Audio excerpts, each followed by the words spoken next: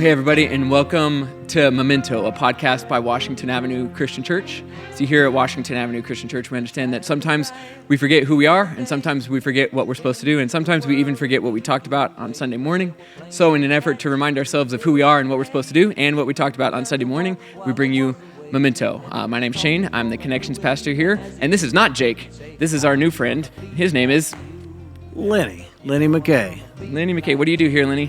Associate pastor on staff for a variety of areas. Awesome, yeah. Like I said, this is not Jake. So you notice that we've been gone for the past couple of weeks. It's because, first week I was very sick. And then last week we were kind of rebranding, or not rebranding, but evaluating like how we do things. And we're going to do some things a little bit different. You kind of notice that along the way. Probably most importantly for you guys is that this is going to be shorter now than it has been. So you're welcome for that. But we want to keep this sermon centric as possible. If the idea is to remind you of what we talked about on Sunday, then we want to make sure that we're talking about what we talked about on Sunday.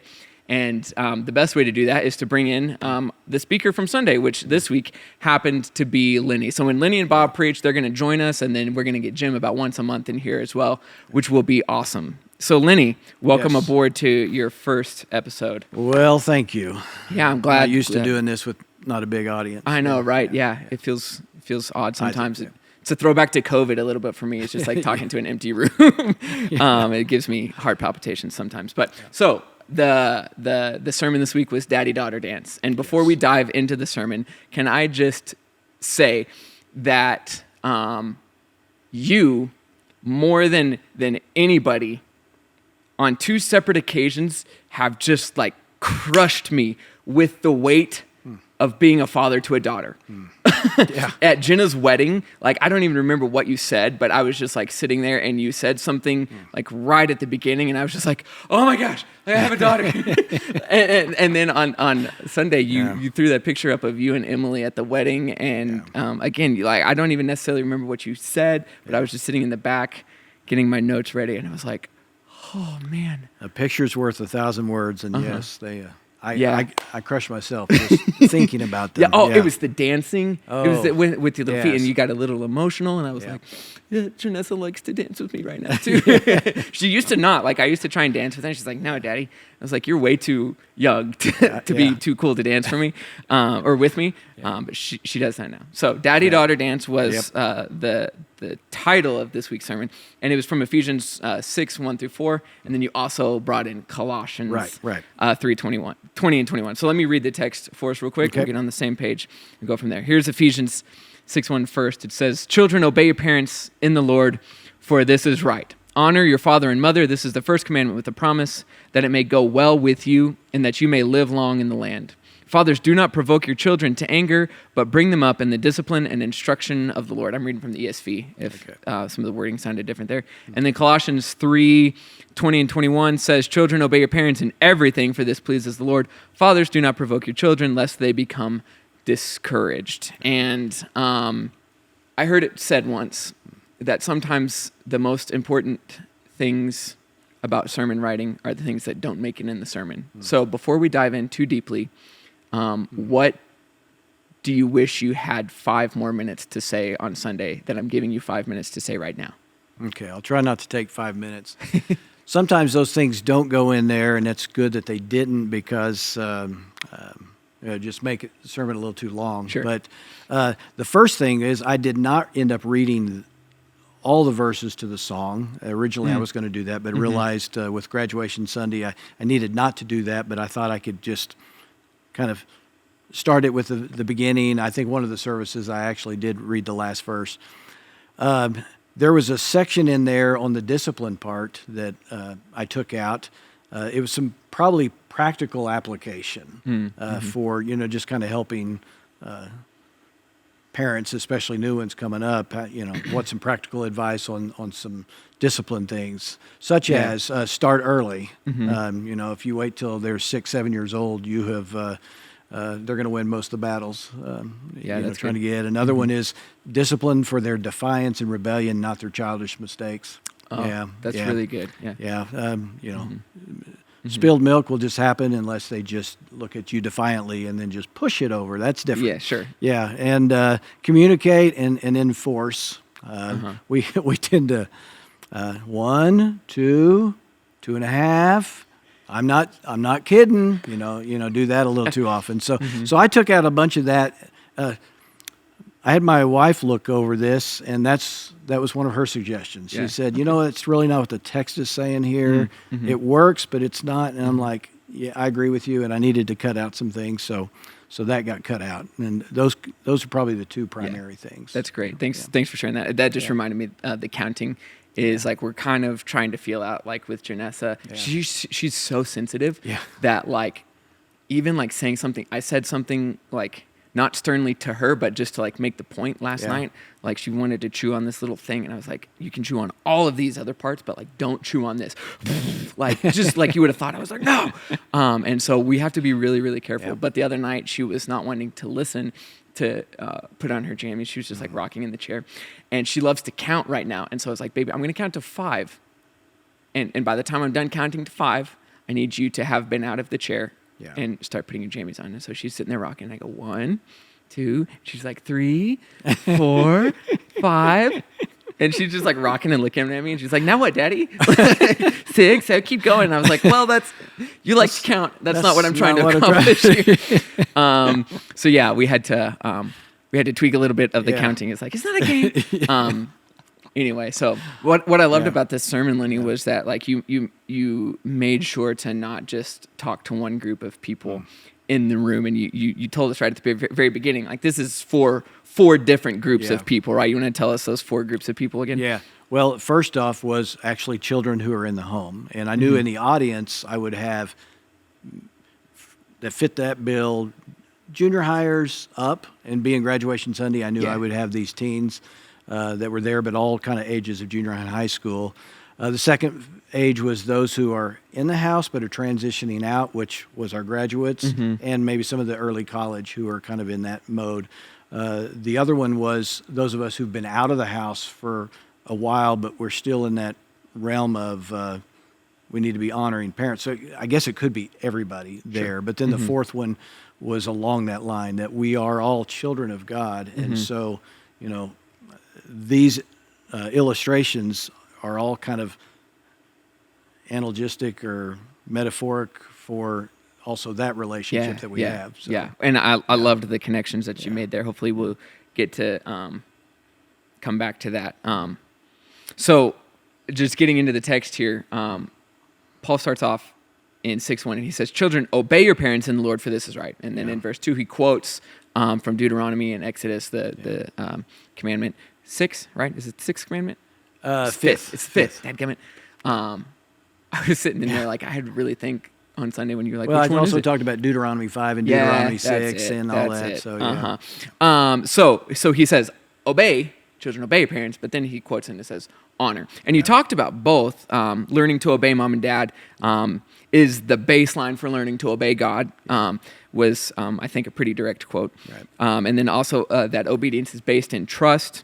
And so I just noted here, I said, you talked about the difference, but when does the transition happen from like strict obedience to honoring?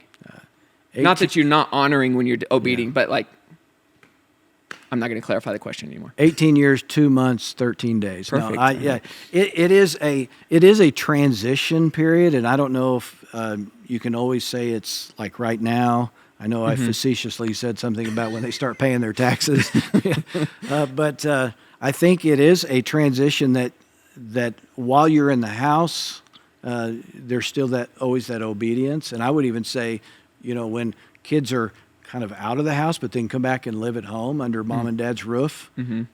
Sometimes they want to say, you can't tell me what to do, but you're back under mom and dad's roof. So you've kind of put yourself back under that umbrella a little bit, although the relationship has been changing. So I would say obeying is a kind of one aspect of honoring them. Certainly, yeah. One of the ways in which you do it. The obedience part will be changing. Our role as parents changes with you as you get older, type thing, and we're a little bit more guides along the way, and so where that line exactly is, it's Yeah. hard to tell. It's hard, yeah. If you're out on your own at 18 years old, and I guess it would be different. If you're still at home at 21 and 25, 28, 27, happens more often. yeah, for sure. That's good stuff. Man, I think the line that hit me the most, Lennie, was you said to honor your father and mother is to do for them what they have done for you, which you said was a quote from somebody else. Yes. Either way, it was great. And you shared a couple of personal examples of that you got to witness. And I know that there's way more than that too, but like for me, I was just thinking about my dad with Papa, Dwayne. Right.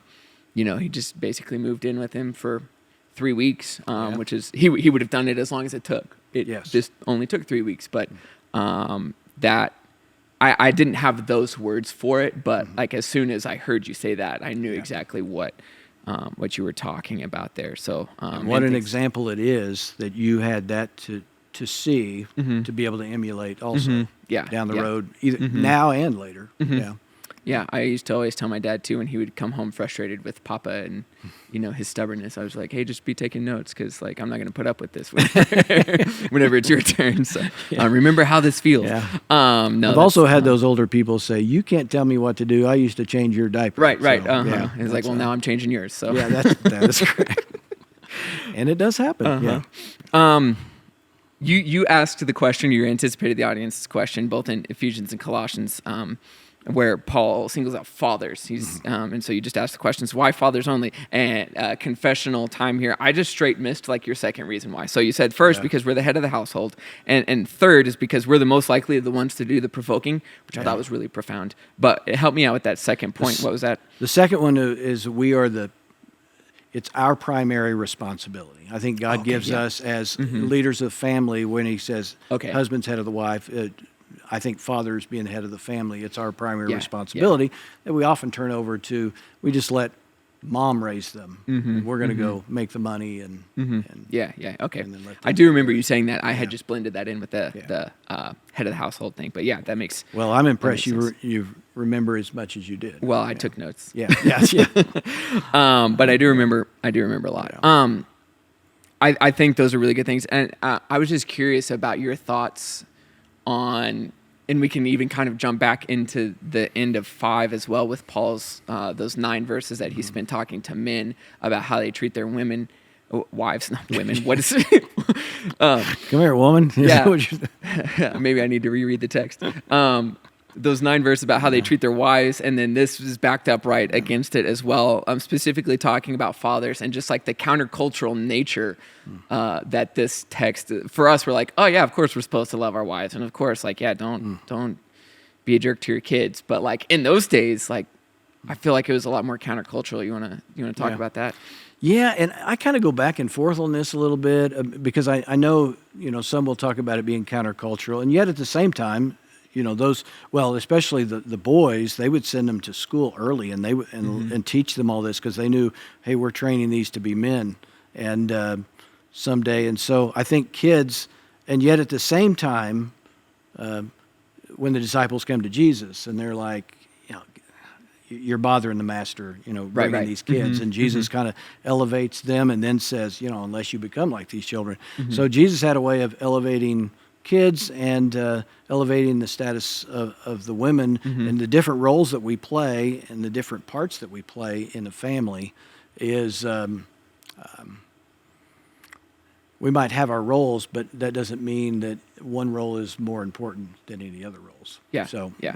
Interesting. Okay, yeah, those are good thoughts for sure. I was just thinking, it's funny that you brought those two up, because those were like the 2 examples. Like Paul doesn't tell us to do anything here that like Jesus didn't do in his ministry, whether it's, elevating women. Obviously, like he didn't have a wife, and so it was a little bit of a different thing, but he did like elevate women in a lot of ways. And one of our listeners, actually, John Lee, had texted me that after the first week in this with the wives submit to your husbands, he had texted me. He was like, a lot of people want to give the Bible like and say that it's very oppressive to women, but really like when you read it and understand the culture, like Jesus and like Paul and they really elevated women in a lot of ways. And I thought that was a great point and a great reminder. And yet at the same time kept that within the biblical framework Sure. of how Yep. God established them. But yes. Yeah.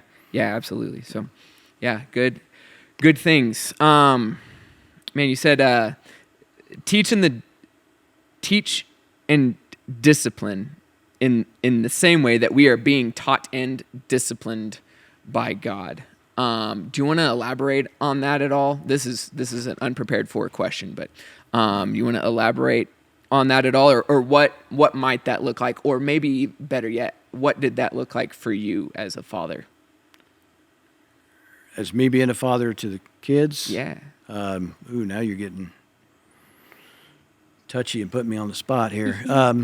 Well, I know when I talked about it and brought in the passage from from Hebrews, reminding us that when a father corrects their children, it's because they do it because they love them. Mm-hmm. And he even calls them over in Hebrews, they're illegitimate children if you don't do that. If you don't care enough to discipline. Well, and he made the comment about God loves those, he disciplines those that he loves. Mm-hmm. And I have learned that with my children.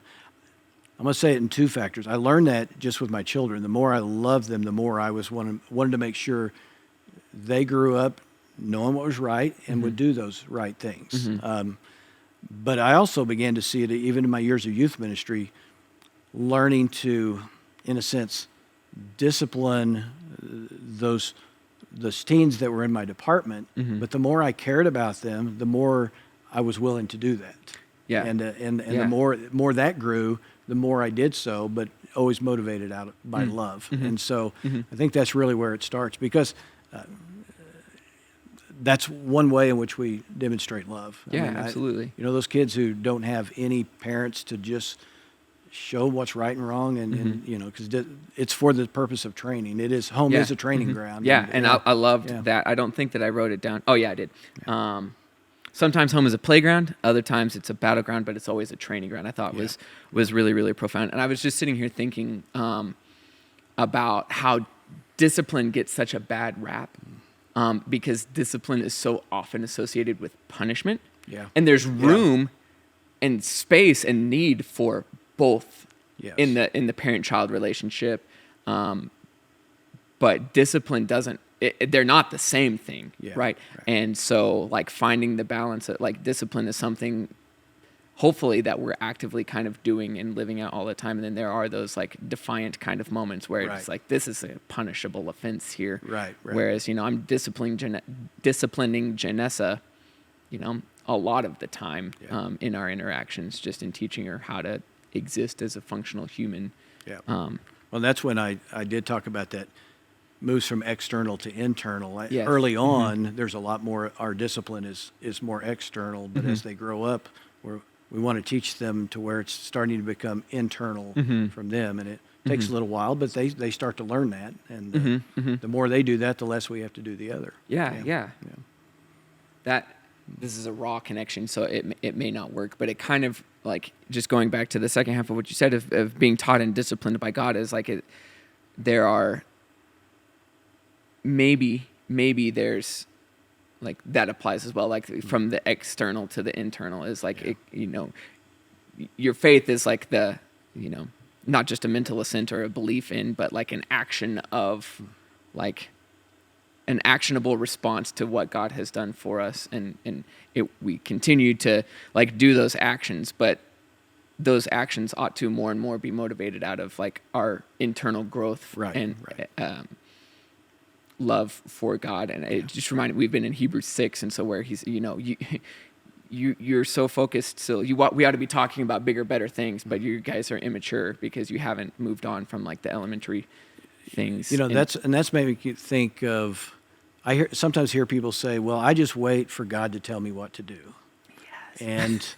And at some point in my head, I'm thinking, well, that's sort of an immaturity, and I'm not wanting to offend anybody, but it is, at some point as we grow and mature, the things that we've learned and taught, there comes that internal discipline, the inner voice that tells us, I do this because it's what I'm supposed to do. This is the right thing to do. I don't need to wait for God to dictate my every move, because he's sort of built that within me. Yeah. And he'll move me and send me and prompt me to do other things. But Yeah, my mentor used to say, like, the more we tell you who you are, the less I ought to have to tell you what to do. Yeah. Right? Like, our identity, like, comes with action points. Like, we're supposed to do these things because of who we are. So, great stuff. Any final thoughts or anything you want to add on? Yes, one final thought. I did right. bring it up in the sermon, just kind of giving honor to some different ones. And I tell you what, the ones that kind of on my heart, even as I was preparing this, and I even visited with one of these couples afterwards, is those parents who weren't biological parents.